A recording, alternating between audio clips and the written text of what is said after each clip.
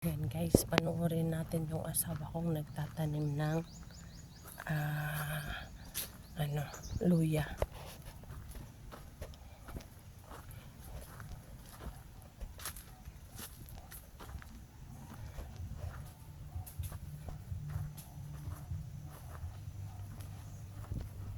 Alam mo yung luya. Luya yan. Ano? Ayan ang luya yan. Tatanim niya yung luya. Tapos tatakpan niya yan.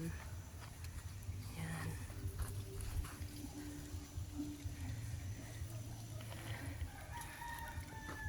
Ayan. May isa pang linya na ganyan.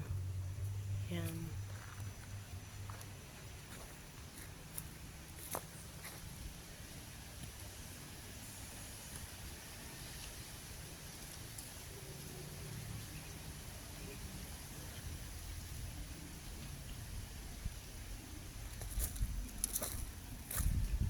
Yan.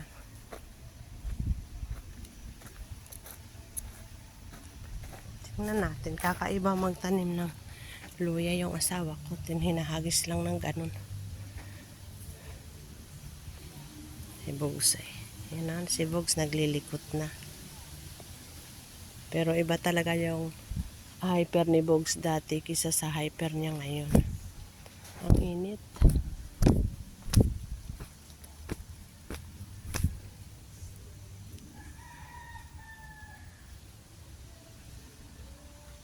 Mamaya ilulubog niya yan. Tapos didiligan niya.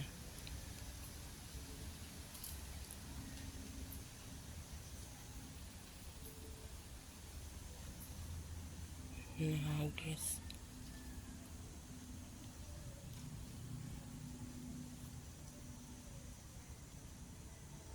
Nalito na.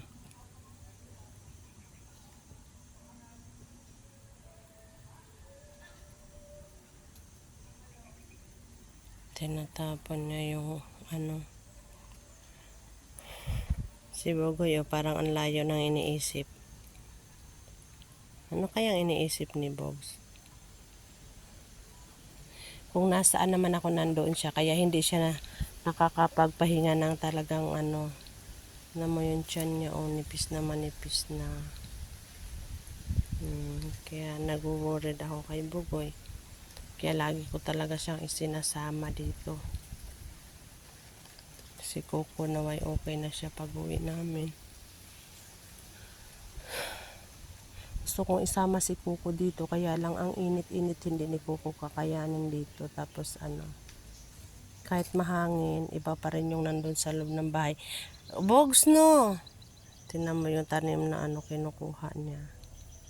Yan ang tinatanim ni Bogs yung Papa, kinuha na ni Bogs. Bama ko no. Pagalitan ka ni Papa. Huwag mong kukunin yan. Tinatanim ni Papa yan. Ayun tatanim si Papa.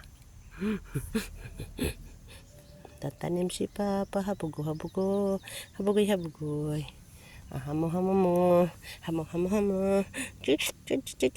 Patingin nga ng kuto mo. May kuto ka ba, Bogs? Wala naman eh. Wala nga.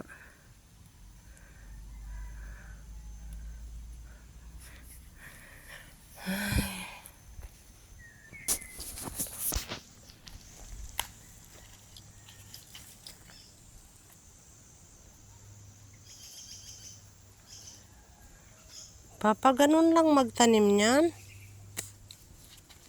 Walang. Nakalutang lahat ng luya. Oh.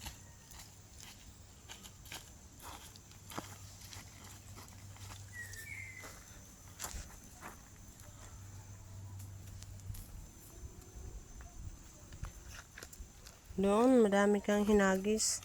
Mabubuhay yun.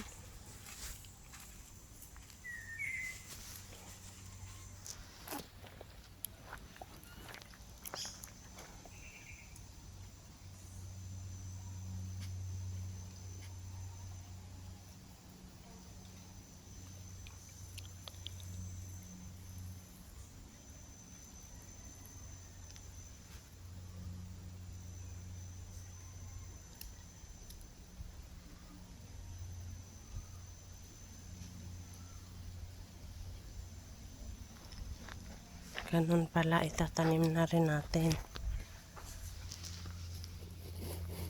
Nilulubog lang ni Papa ng ganun.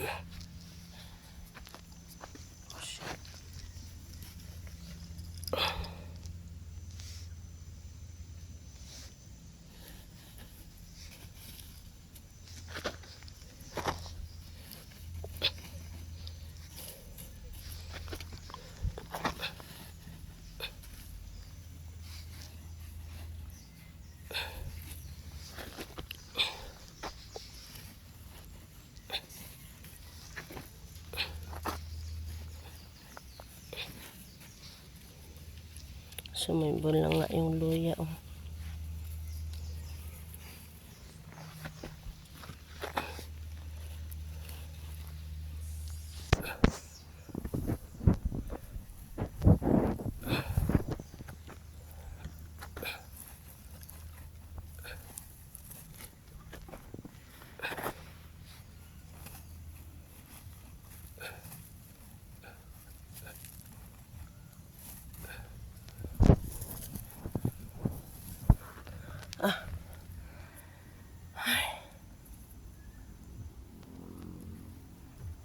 Ayaw ko na, naiipit yung aking tiyan. Si Papa na lang magtanim.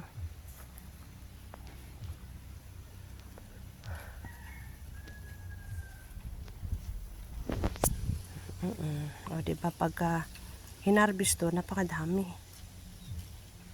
Kasi ang dami-dami nila, ang dami-daming puno. Si Bugoy, oh, parang layo na iniisip. Parang gusto ni Bugoy mag-travel. You know? Kaya lang pinoproblema niya guys, wala siyang passport. Kaya ayun, hindi pa makapag-travel si Bugoy. Rich kid si Bugoy. Tuko. Wala. Nako. Nakakatakot daw yung tuko na nandito sa paligid kasi dumidikit daw yan sa katawan ng tao. Pero yung nasa bahay, hindi naman.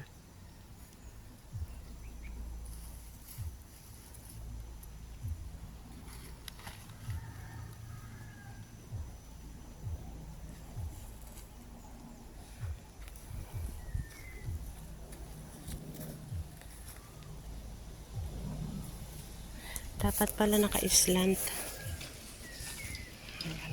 Laki ng flat na yan. Si Bugoy, o, nakimbot nung nakimbot.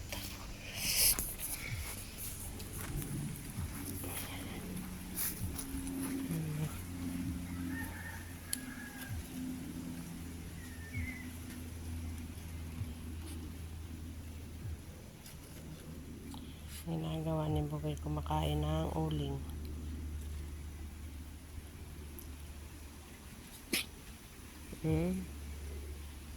Payatot na si Bugoy. Kita na yung ribs. Malalim yung tiyan. Ayaw niya kasing kumain kahit ngayon pinapakain ko kanya. Puro ulam na lang, ayaw niya pa rin. Ay na lang.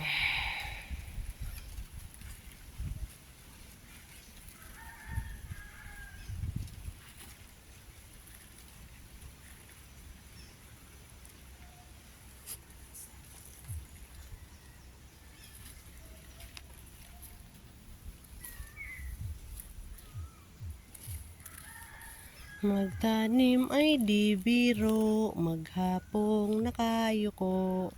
Si Papa nagtatanim ng mga luya. Si Bugoy naglalaro.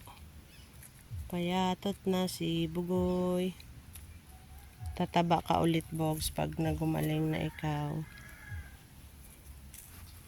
Pag magana ka ng kumain.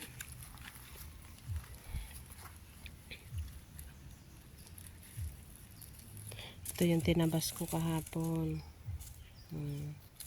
Tapos mamaya kakalaykayin ko pala para masigaan na. Wait lang guys, magkakalaykay muna tayo guys. Ayan yan. Tapos na magtatanim hanggang dun yan o sa dulo. Ayan. Meron pa doon, marami pang bakante. Madami pang bakante guys. Kaya lang hindi sapat yung umaga lang ang dilig. Talagang natutuyo sila as in tuyong talaga.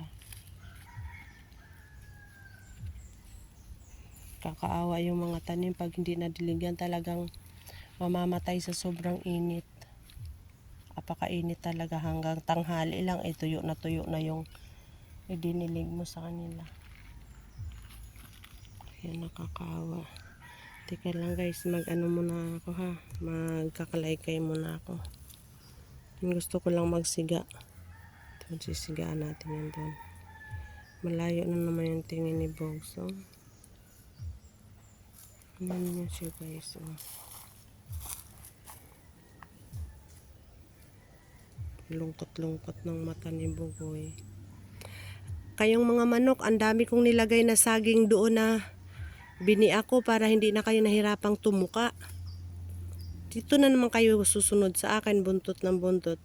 Yung mga manok na yan guys, nung una kaming dumating, yung 3 manok na lumalapit sa amin, maliliit pa yan. Ngayon tingnan nyo, ang lalaki na nila.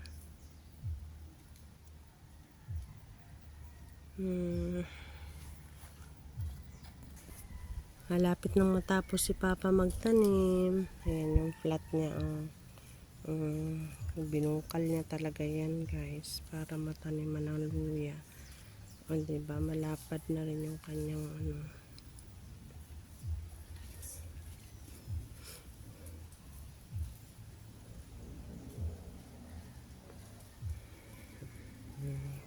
Lungkot ng mukha niya. Tara Bogs, kuha muna ako ng kalaykay at magsisigata. Kalimutan ko, tadtarin ko na lang pala tong ano, para pag umulan, ready ko na siyang itanim. Yung balinghoy. Putol-putulin ko na lang pala siya. Bukas na ako magsisiga. Habugo. Habugo si Momo. Kumusta naman ang akay habugoy? Kumusta naman si Bogis ko?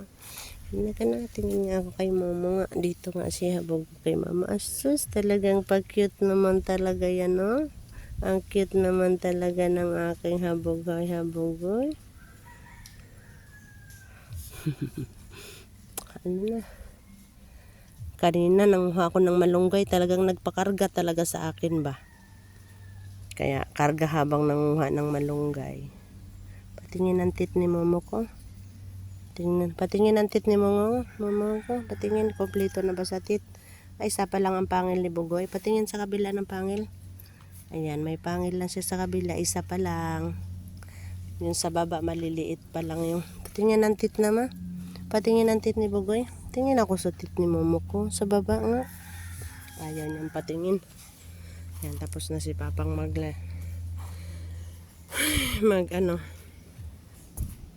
magtanim ng kanyang luya.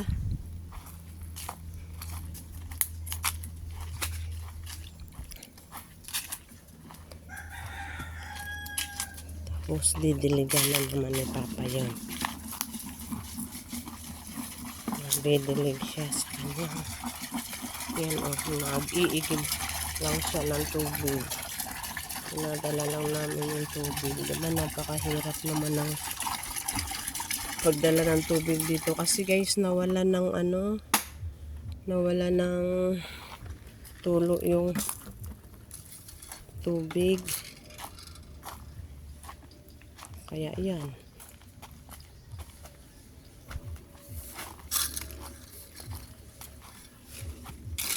dadala kami mula sa bahay, nagdadala kami ng tubig papunta rito. Ito na lang, napakasipag ng asawa ko sa kanyang mga tanim. Siya daw taga-tanim, ako daw taga-harvest, sabi niya.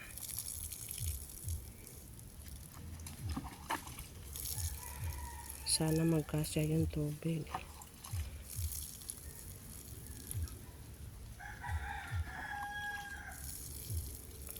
Kaunti yung tubig namin. Yung malalagyan na lang, yun na lang ang pwede.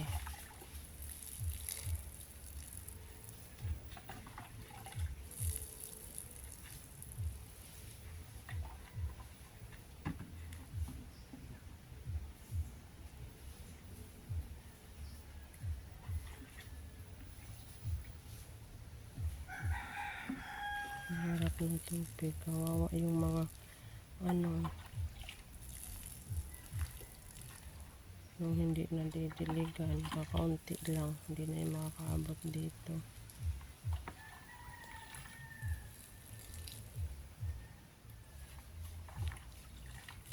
Hindi naman kasi alam kung nasaan yung itinanim, kaya kailangan lahat sila gaganunin ng tubig.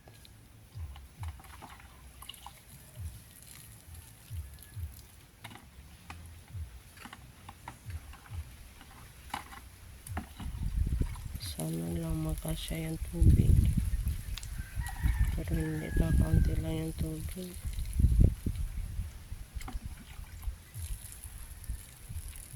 Parang ang sarap panoorin, oh.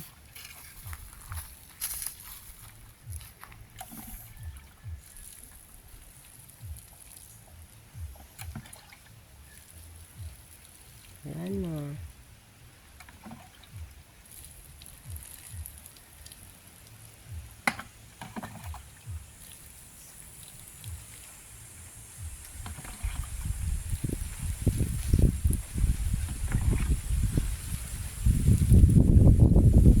Lumipad pa. Yung isang line hindi nalagyan.